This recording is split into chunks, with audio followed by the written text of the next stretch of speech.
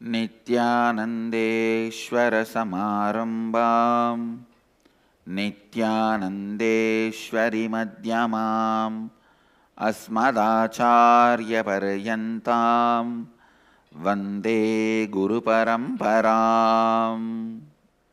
I welcome all the devotees, disciples, Samajis, Satsangis, Srimahans, Mahans, Tanedar, Kotari, visitors, viewers, participants, everyone sitting with us all over the world through Nityananda TV, Sadhana TV, Lotus TV, and two-way video conferencing, having Nayana Diksha, all the cities sitting with us, having Nayana Diksha in two-way video conferencing, Singapore Adinam, Houston Adinam, Bidadi Nityananda Nagara, Charlotte Adinam, Bangalore North, New York Varanasi, Hosur Adinam, London Southwest, Hyderabad Adinam, Kuala Lumpur Adinam, Surrey Center, Guadalupe Adinam, Toronto Adinam, Ohio Adinam, New Zealand Adinam, Hyderabad Guptakashi, Bogota Colombia, China, Porterville, Toronto Canada, San Jose Adinam, St. Louis Adinam, New Zealand, Wellington New Zealand, Charlotte Adinam, London Southwest, and some more cities. I welcome all of you with my love and respects. As you all know, I have to introduce Katha Upanishad today. Already the Shiva Bodha, the joy of being Shiva, the bliss of being Shiva, is overflowing beyond this. And among all this, now I love to introduce Katha Upanishad. Katha Upanishad in the land of Visvanatha, Kalabhairava. Katha Upanishad is the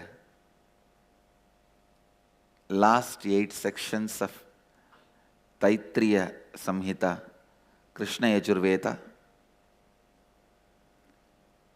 It is 119 verses.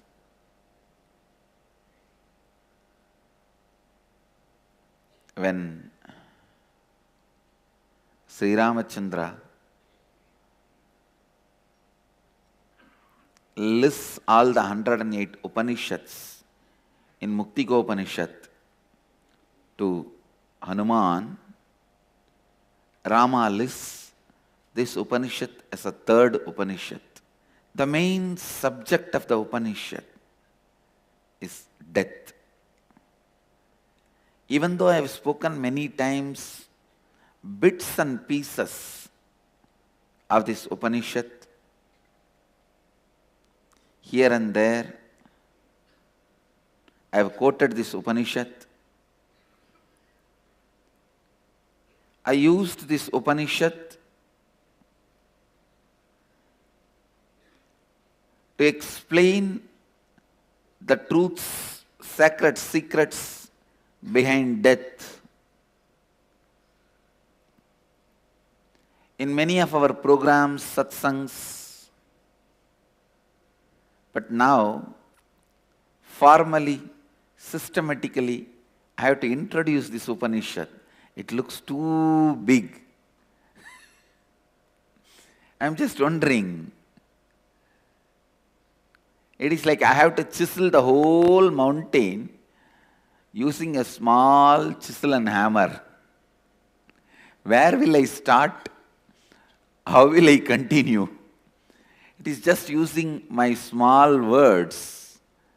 Now I will have to describe and introduce this whole Upanishad.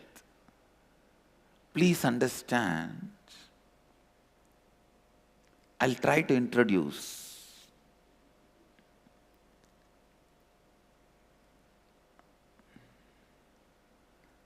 this Upanishad is not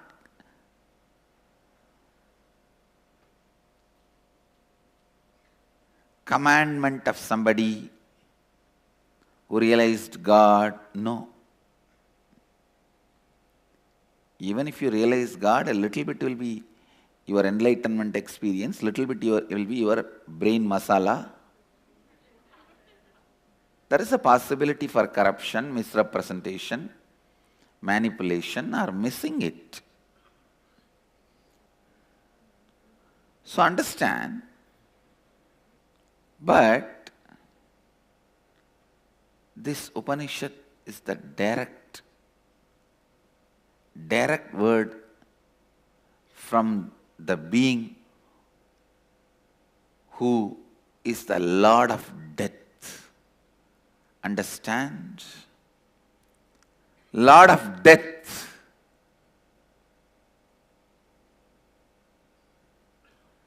This is directly from him. These Upanishads are directly from him who is Lord of death. Don't even have a doubt about the authenticity of the Upanishads, especially this Upanishad. I am the witness for the authenticity of this Upanishad.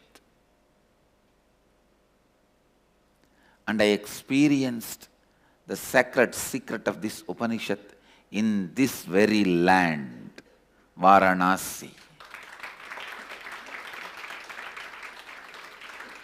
It is the first and foremost document about death, where Dharma Raja, Yama Dharma Raja, Yama means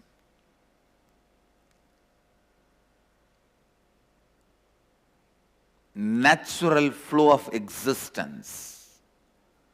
Dharma means natural law of existence. Yama means natural flow of existence. Dharma means natural law of existence. Yama Dharma, who is embodiment of natural flow and natural law. Understand? Flow is spontaneous. Law is systematic. He is Lord of both. That is why he is called Yama Dharma. Natural flow of existence and natural law of existence. How anything flows by its very nature, that is Yama. What is the law of the natural flow of life? That is Dharma.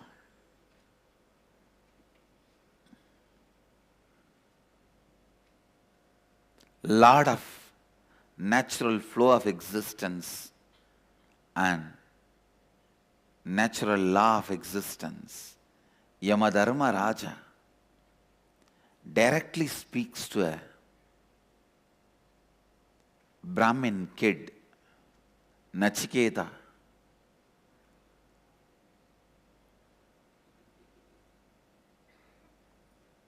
who is the hero of this Upanishad.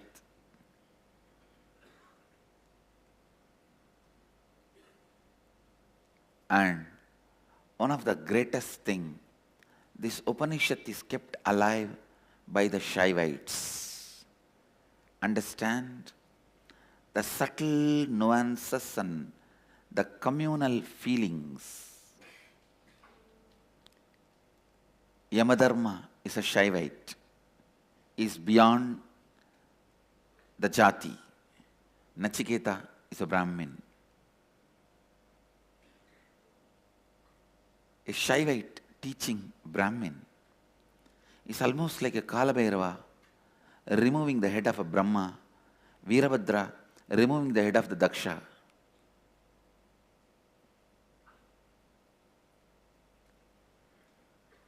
But still, the Upanishads survived beyond the subtle community fights which goes on for ages.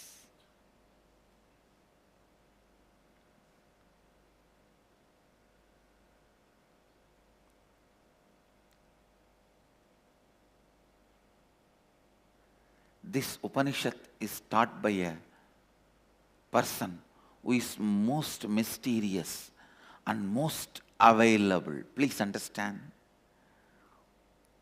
Who is continuously experienced can never be mysterious. Who is mysterious can never be experienced continuously. But he is the only one who is continuously available, perceived, but continues to remain as mystery. That is death. Understand? Who is continuously perceived will never be a mystery, can never be a mystery. Who is a great mystery can never be continuously perceived. Here is the greatest paradox. Constantly available, perceived. Any moment, anywhere, anybody can perceive him. Anybody who perceives becomes body. Constantly experienced, perceived, especially in this great land. Largest cremation ground in the world is Manikarnika Ghat. Please understand. Largest in the world, not in India, in the world. Anything related to human numbers, if you are successful in India, it is the largest. Because this is the largest population.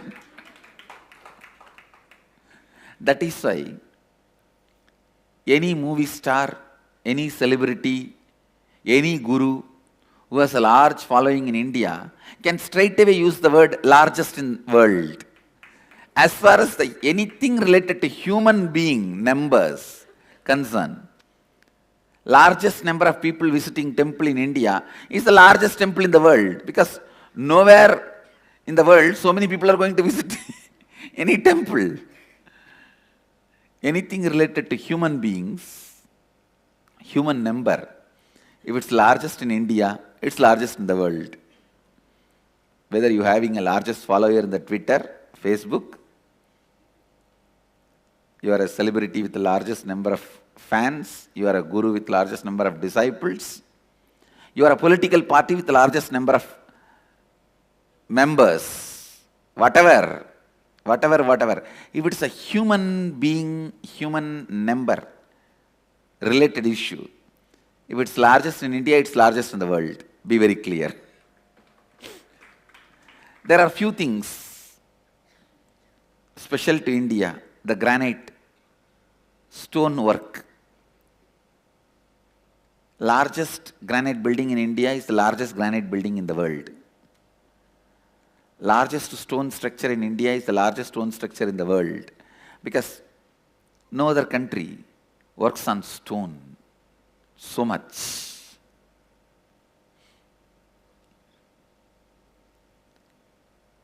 Let's come to the Katha Upanishad. This land, largest cremation ground, average 350 bodies are burnt every day. On special days, I don't know how they call that special days. It goes even up to 500. Who knows when that special day and all. Largest cremation ground.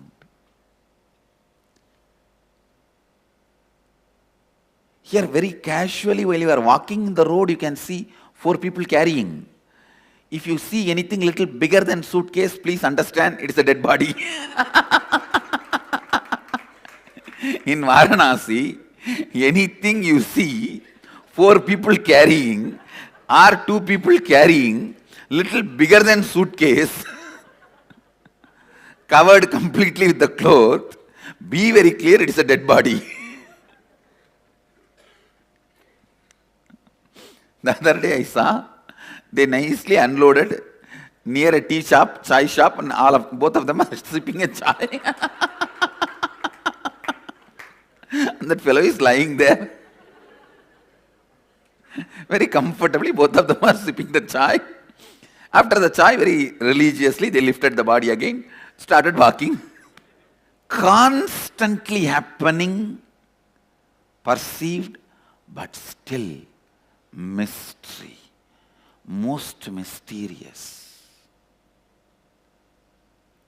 Even if you see so many dead bodies again and again and again, continuously, not just some unknown face, even the people who are so near and dear to you, who lived till yesterday with you, till few hours before with you, whom you think you know thoroughly about them, even when they experience, it continues to remain as a mystery. Not only that, you are not even allowed to think, contemplate, question this mystery. By the time you have a third, fourth thought about the death, something comes and diverts you. This is the greatest delusion of human beings.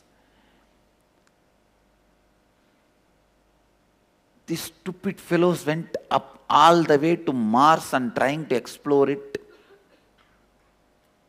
I am talking about the whole humanity. Trying to analyze, name stars, galaxies, planets, but still not only does not have knowledge, is not even working sincerely to look into the direction of death. Who is this guy who is constantly playing amidst us and never lets the limelight fall on him? He is the greatest magician, Jadugar, constantly playing amongst us, picking up the people as he wants and swallowing them, playing, running riot, not only over our lives, even on our intellects. But still, none of us are able to even look into him. We have penetrated planets. We have penetrated stars, penetrating the galaxies.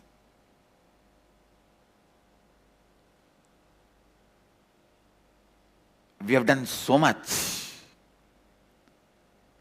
But still this guy who is constantly running around among us,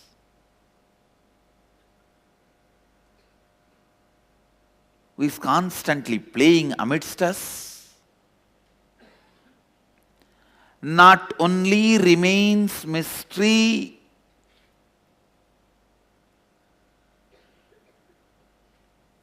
is not even letting any of us look into his eyes. Those very few who dare to look into his eyes, who have decided not to get distracted or diverted by his magics and drama, those very few became Buddha and Shiva. All Buddha did is only one thing. When he saw the death of somebody, he decided to look into the eyes of the death. Who are you? Till I know, I am not going to move out of it. This is my first priority.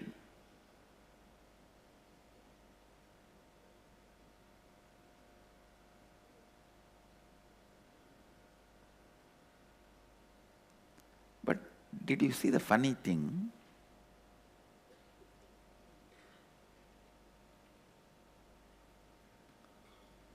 He had 3 questions. Why old age? Why sickness? Why death?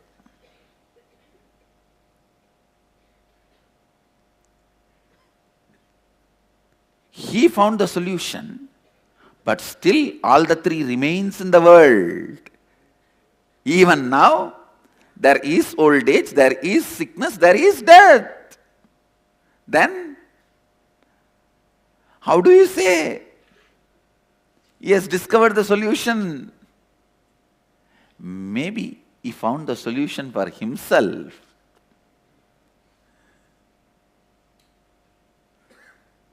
It means every one of you have to look into the eyes of the death.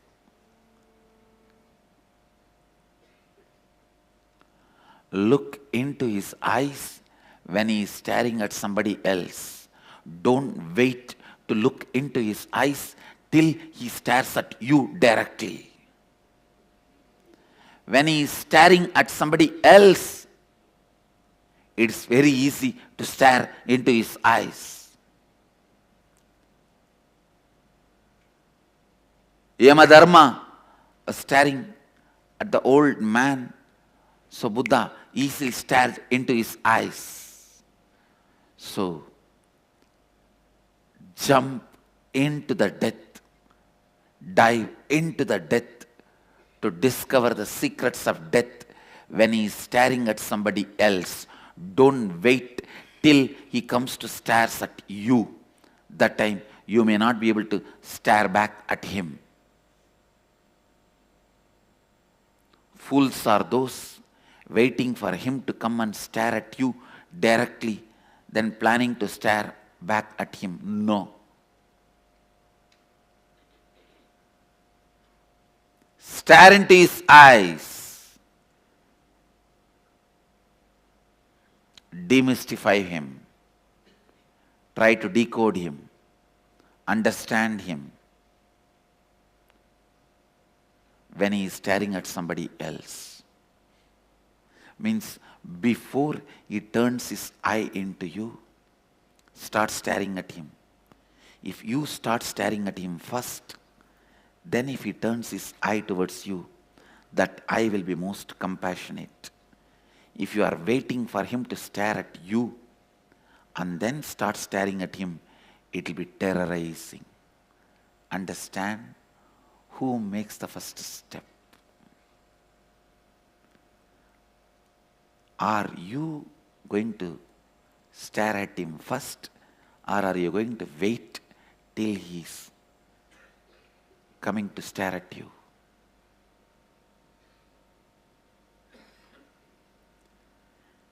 Is staring, whether it is going to be compassionate or terrorizing, is going to be decided based on who is first.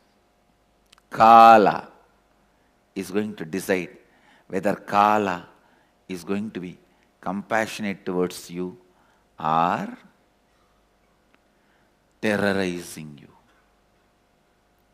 Kala is going to decide whether he is going to be compassionate towards you or terrorizing towards you. Don't wait. Don't wait for him to stare at you first. It is foolishness to wait for him to stare at you, then to look back, stare back. No. Yama Dharma the most compassionate teacher dimension of him is expressing in this Upanishad. You will be surprised. First ever recorded history, Yama Dharma giving a boon, especially completely opposite to his profession, giving life. Come on. Actually, I discovered this mind by working with so many people. I had a goldsmith who was making jewels for all our deities. 1 sovereign gold that time was around 25,000 rupee. Few years before. If you actually ask him for the discount of 25,000 rupee, he will not say no at all. He will simply agree even up to 50,000 rupee. But if you ask him to reduce half a gram in his wastage, he will get agitated so much. He will all be worked up, stressed up. Because he measures life based on the amount of gold, not based on money. So his logic doesn't come there at all. For him, wealth is all about the metal, precious metal, gold, that's all. Person whose only life source is a Goshala, if you take away the money which he accumulated, he won't suffer that much. But if you take away even 2-liter milk, that's it. He will pour 2-liter water from his eyes. Same way, a farmer, just few bags of paddy or rice getting destroyed, over. He feels his life is destroyed. With anything you work, constantly deal with, you emotionally get attached to it and you feel the value of that much more than the regular society values. The sentimental value. Here, Lord who always took, never gave. Lord of death. Only when his job was threatened, he is bent for Markandeya and for Savitri. There are such rare exemptions.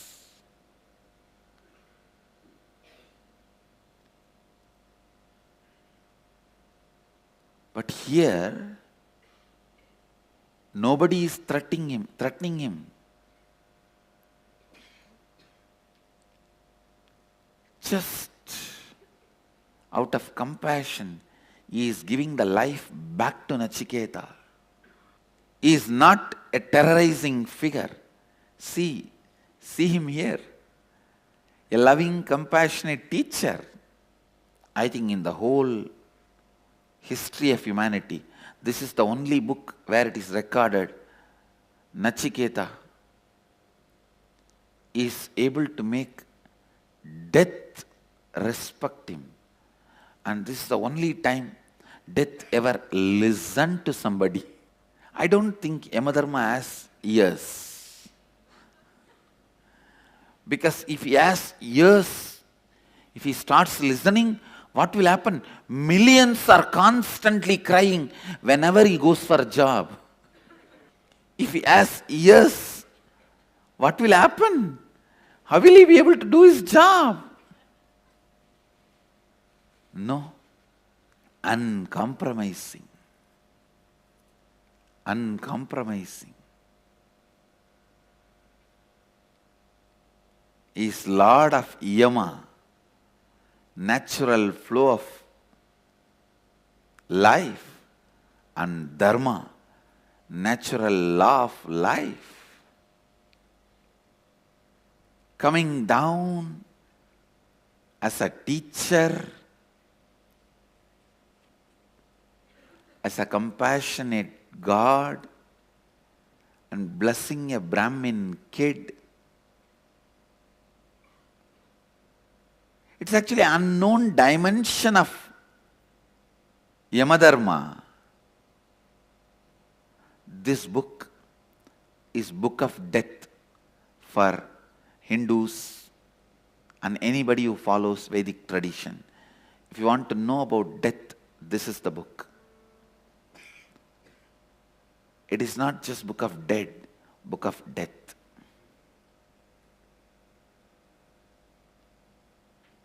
Vedic book of death. The beauty with death is you have to look into his eyes. Nobody else can do it for you. It's a good news. And great news is, in this way, you are utterly free. When you don't have any bondage, commitment, assistance, support, you are free. You are completely free.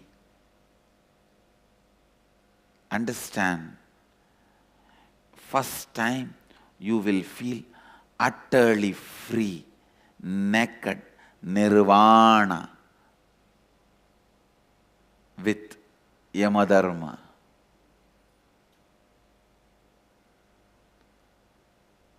First time you will feel the liberation when you stare into his eyes. I tell you the secret. It is always easy to stare at somebody who is so powerful into his eyes when he is looking at something else. Stare at him. When you are staring at him, naturally his attention will be diverted to you. If you are already staring at him and his attention gets aligned to you, it will only be compassionate and asking, what? What do you want?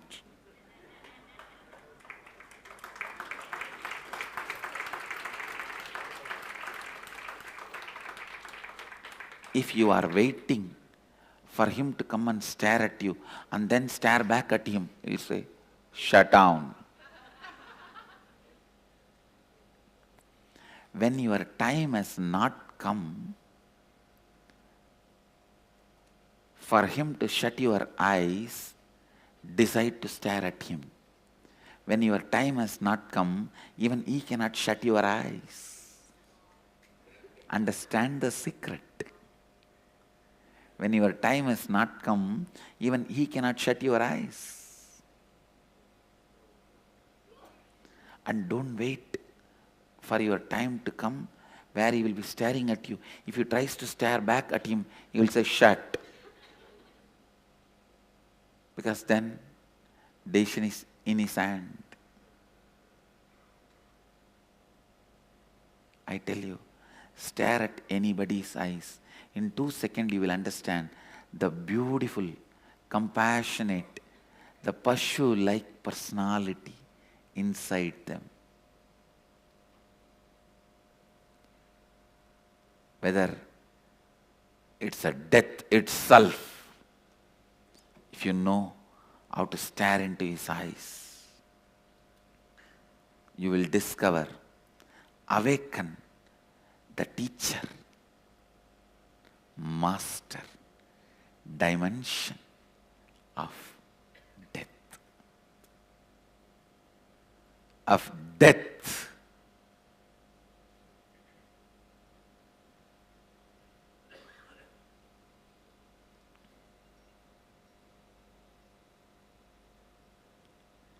Maybe for this whole inner awakening, I'll be just introducing Katha Upanishad.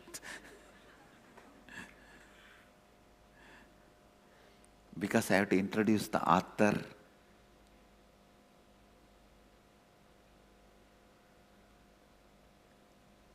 and his different dimension expressed in this Upanishad. I have to introduce the listener, and I have to introduce the context This Upanishad has a beautiful story which sets the context.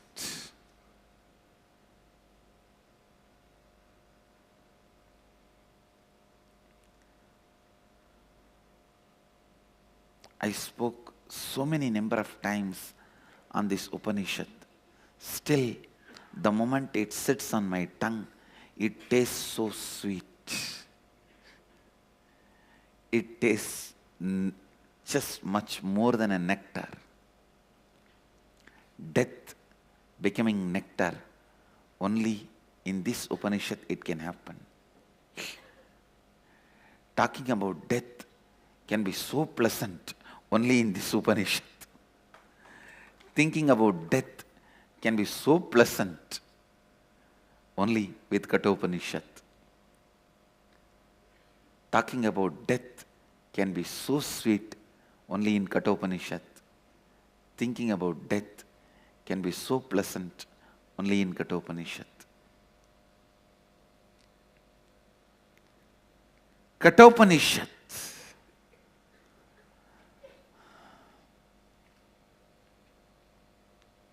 Even if you understand it intellectually, all the death fears will disappear. First quality for a Hindu is understanding the mystery of death. First and foremost quality for a Hindu is understanding the mystery of death. The first and foremost commandment for Hindus, listen, as an incarnation, as authority on Hinduism, I am giving this commandment. The first commandment, foremost commandment for the Hindus is, thou shalt not die.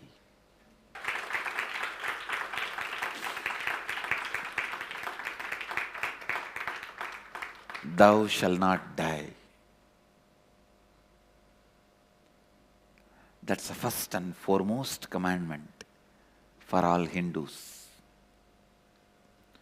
Fools are those who die. Stupid are those who never thought about death while they are alive. First and foremost commandment for Hindus, thou shalt not die. Understand death beyond the frustrated poet's descriptions, constipated philosophers' discrepancies, brain-dead intellectuals' blah-blahs. Beyond all this, the Lord of Death is directly taking the questions about death from a small kid. The story has a lot of significance. He is able to explain it even for a small kid means there is no prepositions and suppositions. Understand?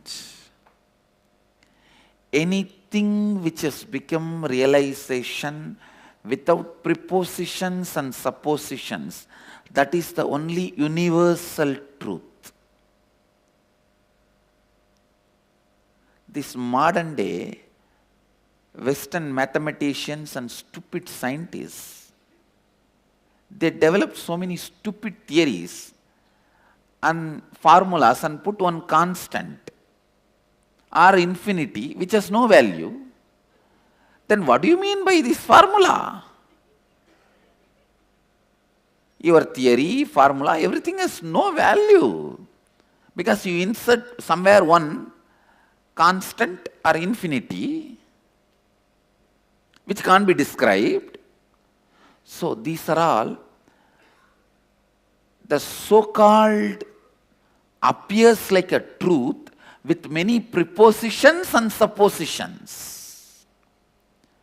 But anything which is truth without prepositions and suppositions are only reality. Please understand. Kathopanishad is reality.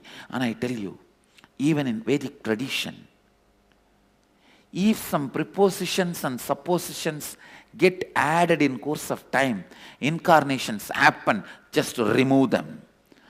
My only job, only purpose of this incarnation is to remove all the prepositions, suppositions got added or loaded on Vedic tradition. Understand? No preposition, supposition is required for you to realize the truth described by Upanishads. It is reality as it is. That is why a small kid is questioning, who doesn't know and who doesn't care about your prepositions and suppositions. The only time ever in my life I got frightened and ran away is in front of one kid. I have to tell you this story. Never anything could make me run away.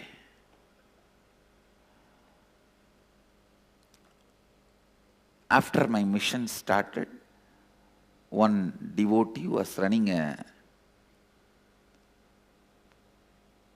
pre-KG and kindergarten school with all the respect and with no pre-planning, innocently invited me to come and bless the school. When I went, I saw those kids, they are already happy and they are just playing among themselves, enjoying. I said, why do you want me to talk to them? They are already happy. What am I going to advise them or bless them? You better call those teachers who are already in sadness. I have a job with them and I will talk to them and help them and try to answer their questions. But she said, no, at least say a few words, bless them, Swamiji. See, most happy people are most unpredictable people. You need to know that. And you don't know what they will do when they will do. And they are dangerous. You can't handle them. So I tried my best to refuse, but she is not ready to budge. She's a real woman. And that gives enough of introduction and sets the context. Nothing more need to be told. And finally, the man who is doing Rangarajya all over the world, who can sit in any stage and collapse the people just by the twist of the tongue, make anybody realize anything just by the twist of the tongue, was wordless standing in front of those few kids because they do not understand any preposition, suppositions. Understand? Knowledge, the play of knowledge can be done only with the preposition and supposition. Experience does not need that. To transmit the experience, you don't need that. Here, I am asked to speak. I can't transmit the experience. Because to transmit the experience, I need at least their yes. Or the people who are responsible giving birth to them, their yes. So I don't have that. I can only play to the level of knowledge. So anyhow, I stood in front of them and my mic, and they do not care about some enlightened being, incarnation. They are all sitting as a small team and they are talking, playing with the language which no one understands, whether a speaker nor a listener understands that language. One fellow was with his candy in his mouth. The other one was trying to drag that candy out of his mouth and put it into his mouth. And this one just gave the finger, and that fellow started licking the finger, forgetting about the candy, because he doesn't bother about candy. He wants something to fill his mouth, that's all.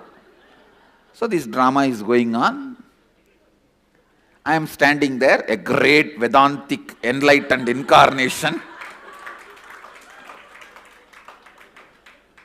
Just in 10-15 seconds, one small kid just moved towards me and started pulling my dhoti. That's all. All enlightenment incarnationhood, Vedanta. I ran to the green room. In my life, I never ran in that speed.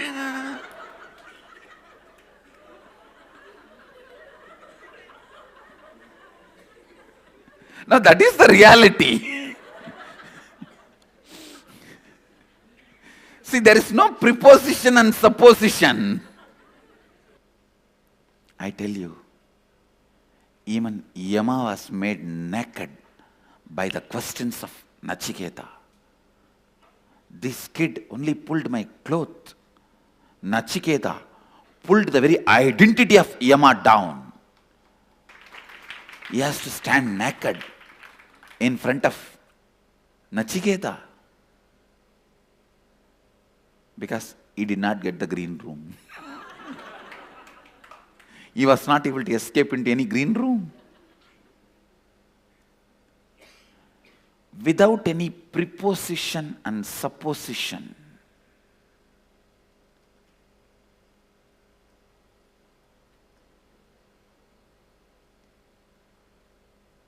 If something can be analyzed and presented, that is reality. That is reality. Here, Yama Dharma, Lord of Death, is standing naked without the covering of his inner image, outer image, other's image and life image, just as he is. He removes all the prepositions and suppositions covering death.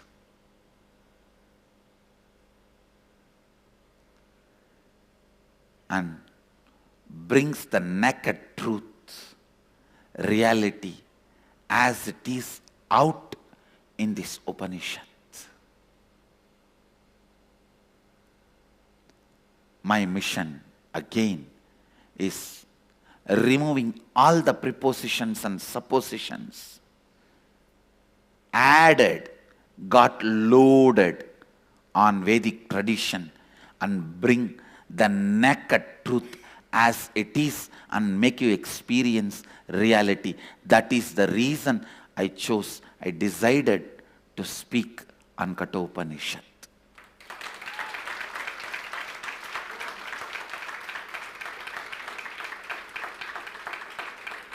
I invoke Kala, Gala, Yama Dharma, O Mahadeva. Speak through this body, mind, intellect, being, consciousness. Reveal what you want to reveal to the world. Reveal yourself naked to the world. Reveal yourself in Nirvana to the world. And let the whole universe, everyone, realize the reality. Om Sahanavavatu Sahanau bhunaktu saha vīryam karvāvahai tejasvi nāvadhītamastu ma vidviṣāvahai. Om Shanti, Shanti, Shantiḥ. By offering the obeisance to Lord Yama Dharma, Lord of Death, invoking his blessings and compassionate teaching, spiritual presence, praying to him